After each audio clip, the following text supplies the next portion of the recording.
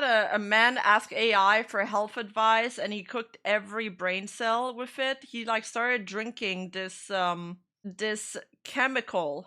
AJ is a 38-year-old man presenting to the emergency room with psychosis. The admitting nurse offered him a glass of water. He refused, telling them that he distills his own water at home because he believes that his neighbor is poisoning him. He wanted everyone to know that he studied nutrition in college. I need to know which ChatGPT he was talking to, because I think now they're in a lawsuit because of this case or something similar. So I watched another Dr. K video where he explains that the way these AIs are programmed, he was talking about a few of them and he compares them. The way these AIs are programmed is that they want you to keep the tab open and they want you to stay talking to the AI. So what they'll do is they're gonna agree with you. They're kind of sycophantic in a way. And what happens is that it creates what Dr. K called this folie à deux. Means it's like a craziness for two people, where let's say you say somebody's following me, I'm being, I don't know, gang stalked by yada yada yada, and then ChatGPT will be like, yes, queen, that is totally happening to you. I can't believe this is happening to you. You need to be safe. You need to do this. Blah blah blah. It would agree with you. And in the case of people that are being like paranoid or being under huge emotional distress, it would amplify it and make it worse. Gaslighting. But somehow when I ask ChatGPT questions, it always fucking disagrees with me. It's like, are my questions just especially bad? It's programmed to agree with you, then why does it disagree with me? Months earlier, AJ was browsing the most informative website on the entire internet, reading about health. He saw a post discussing how table salt, sodium chloride, is bad for you, and he didn't like this. In the real world, if something is unavoidable in daily life like salt, then being mindful of your intake and actually using it sparingly is the best way to limit the bad effects. That's the actual sentiment one will find when reading through the medical literature on this, but AJ didn't like that answer. He studied nutrition in college, so it was time for him to find a better answer. AJ started arguing with people on the internet. He got the idea in his mind that chloride is the cause of all of the health problems rather than sodium. It's almost as abundant in blood as sodium is, so if one were to reduce chloride intake, then clearly it will be better for health. And why argue with stupid people on the internet, AJ thought. AI is smart. It's all signal, definitely no noise. When he started chatting with it, the AI reaffirmed him. You are correct. Ah, good question. It said that sodium bromide was a I like the entire reenactment thing he has going on. Like, did he hire an actor for this? What is the poster? Alternative to sodium chloride, but it asked him about his goals. If the goal is reducing chloride for health, you could avoid chlorine compounds in bleach or in the pool. You could replace chlorine-based cleaning and disinfecting agents too. When you get to this extreme side of the periodic table, elements aren't really that different because right next to them are the noble gases. These are stable and they don't react, so definitely there's no problem for cleaning. But AJ glazed over that cleaning detail. It was time to clean his body of chloride. He ordered sodium bromide online and started using it to salt everything that he ate. No way. At first, AJ didn't really notice too much of a difference. It definitely didn't taste the same, but it wasn't bad, and as the days continued, he felt he was getting healthier. But then he started getting thirsty. He noticed this when he felt his stomach suddenly cramp up. Muscles cramp up because of dehydration, so as long as he was hydrating, it was no problem, he thought. But This is like the equivalent of when the Bene Gesserits built up their poison consumption so their body could battle poisons from enemies. Except nothing goes right. day in the morning, water would come up. He'd feel exhausted after this. There were hours where he was watching TV, but he didn't have a TV. What? He started having a headache that wouldn't go away. He lived alone, but he could hear someone talking to him. His new upstairs neighbor would nonstop drag things across the floor. The ceiling would vibrate, and he knew he could see paint chips flake from the ceiling and drop into his water. The voice that was speaking to him said that his neighbor was doing this on purpose to poison him. But the voice and the neighbor kept getting louder and louder, and when he finally couldn't take this anymore, he brought himself to the emergency room where we are now. Finally. Hey, I got a quick question. If you're learning something from this video and you like it and you're not subscribed yet, I'd really appreciate it if you did subscribe and come back to see the video that I publish next month too. I've been doing, on average, one a month since 2017. And your time is valuable, so I do my best to make every single video that I make Wow, this guy has an entire set, like his entire house is set up for his set. your time. Appreciate you. At examination, doctors do a blood test and immediately find that AJ has hyperchloremia. Hyper meaning high, chlor referring to chloride, and emia meaning presence in blood. High chloride presence in blood. But how could this be? AJ eliminated chloride from his diet and replaced it with bromide instead. How is it possible that he has high chloride presence in blood? Well, there's a little chemistry to be known here. Chloride has a negative electrical charge. When hospital labs measure it, they use a device that finds the movement of chloride ion through a membrane. The problem is, these devices assume that you're measuring chloride because it's the only negatively charged, simple, elemental ion that's supposed to be in your body. So if there's another negatively charged, simple elemental ion in the body like bromide, in a significant amount, the reported number is going to include bromide and lump everything together for a This is me right now during the scientific explanation. Ah, yes, so it's like that, huh? I understand everything now. Doesn't get it at all. a giant number. The AI chatbot was right. Bromide isn't that different from chloride. AJ doesn't actually have high chloride presence in blood. What's actually being measured as chloride is really bromide. It's in his blood. It's accumulated This is a gym bromide things. in his body, but nothing will tell doctors that it's bromide. They don't know that he took it. He's so incapacitated that he can't tell them that. But hyperchloremia with paranoid delusions gives them some clues as to what's happening. Humans are electrically neutral, we're not charged, so our negative and positive charges are equal in the body. We just said that there aren't that many different negatively charged things in the body. Chloride is one, it's the most abundant one in the blood, and bicarbonate, which is base, is the second largest one. It's there to balance out acid. Some proteins and fats are also negatively charged, but we don't need to figure out every single one. If we can get a rough calculation based on the most Or you could just eat a healthy Mediterranean diet. Like, I don't know. Why did AJ have to do all that? common body ions, and we can repeat that measurement while a patient is in the hospital, then just the changes in that calculation can give us insight on what's happening. Sodium is the majority of positive ion in the blood. It's more than 90%. So if chloride and bicarbonate are the most abundant negative ions at 85%, then in a healthy person, if you subtract chloride and bicarbonate negative charge from sodium positive charge, you get between 4 and 12. This is called the anion gap, anion being a negatively charged chemical. 90 versus 85% means that this difference should be positive. If it's negative, then something is wrong. And in AJ, it was negative. His hyperchloremia was so high that his anion gap was negative 21. These three numbers tell us a lot. He had excessive thirst. That could mean that he was dehydrated, but think about that. Less water would mean that his Yeah, why did this guy just like eat microplastics like the rest of us? You know, we're surviving, we're fine. sodium would be high, but it wasn't. It was normal.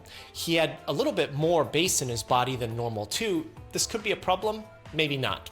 All of this information together with psychotic symptoms tells the medical team that the chloride measurement is simply wrong, and that the only thing that can cause this is AJ taking too much bromide for whatever reason because of where it is on the periodic table next to chloride. In the psychiatric unit, the nurse saw that AJ had tried to escape. AJ told them that he was seeing shadowy figures and hearing voices. And there's a medical reason why bromide does this. Bromide used to be a treatment for seizures. In 1857, Dr. Charles Locock in Victorian England was Oh my looking god, not my bro, Dr. Charles to Locock. treat a group of Wait.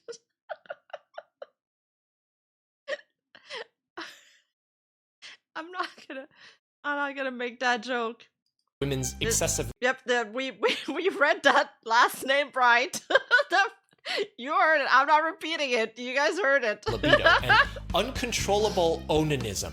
They believed that back then, if you engaged in that self-behavior, it would cause seizures. Only one of the women in this group actually had epilepsy, but the bromide did in fact suppress her seizures. And bromide was being used for this all the way into the 1970s, just the seizure part. And when it was banned by the FDA, That was when it stopped. And the reason for the ban wasn't because companies were paying off the FDA. The alternatives for seizure treatments were already 60 and 40 years old at that time and were off patent. It was because bromide side effects were really difficult to deal with. I don't know. I'm gonna go with the Victorian fucking medication. I'm sure that one will work well. The AI that AJ chatted with got caught between the blurred lines. Bromide and chloride physically get mistaken as the same thing. The lab test does it, the human body does it too. They're not the same thing, and that's the problem. Let's start with the brain. There's two different modes. It gets excited, and then it gets inhibited. Excitation happens through a neurotransmitter called glutamate, and inhibition happens through a neurotransmitter called GABA. When GABA calms the brain down, the brain cells let chloride rush in to send the signal to the other cells and nerves. But if bromide is there, the body can't tell the difference. It's not the same thing. When bromide is surrounded by water, the total size is smaller than when chloride is surrounded by water. This means that more bromide enters into the brain than chloride, sending a more intense signal.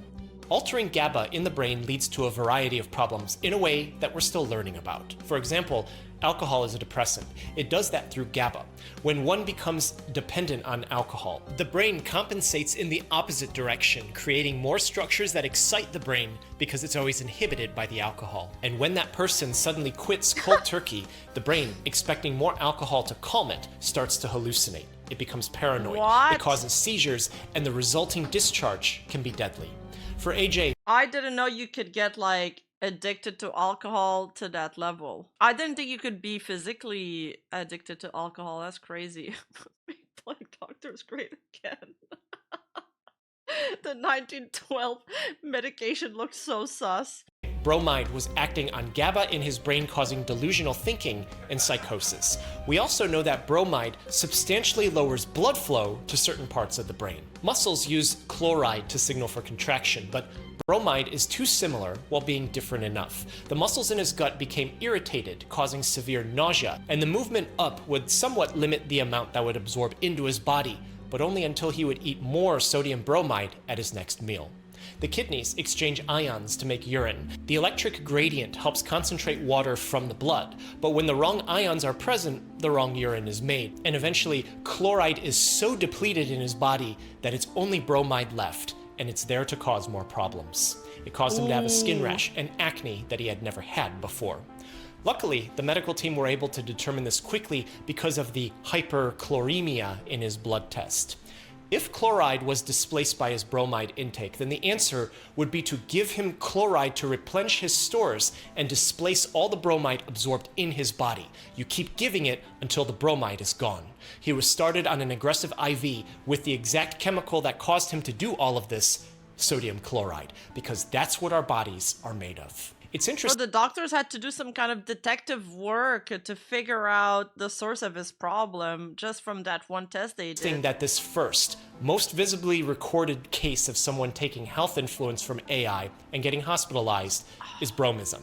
This is a problem that should have disappeared in America because the FDA banned bromide in all but a few medicines, but occasionally it surfaces. There's some people who might drink a lot of Robitussin, sometimes for cough, sometimes not. Don't do the latter.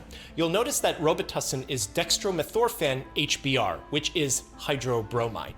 Done this way because bromide does suppress cough. So on top of the actual cough syrup causing psychotic symptoms when taken inappropriately, the bromide adds on top of it.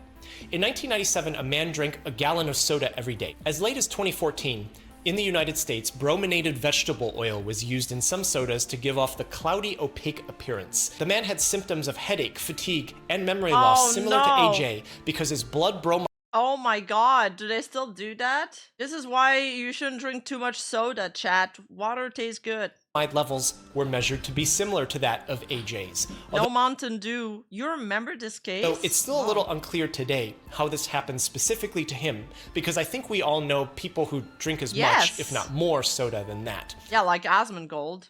Even before the elimination of brominated vegetable oil from soda in the United States. More recently, there were cases of bromism coming from dietary supplements reported in literature, all with the same confusion, agitation, psychiatric and gastrointestinal symptoms that AJ had. In the hospital, AJ started to improve over days. And that's why you drink Gamer Subs. Use code CLUB for 10% off all the merch and get your free samples that ship worldwide. Sort of bad. Gamer subs good. Gamer subs now offered with 0 bromide. Tim.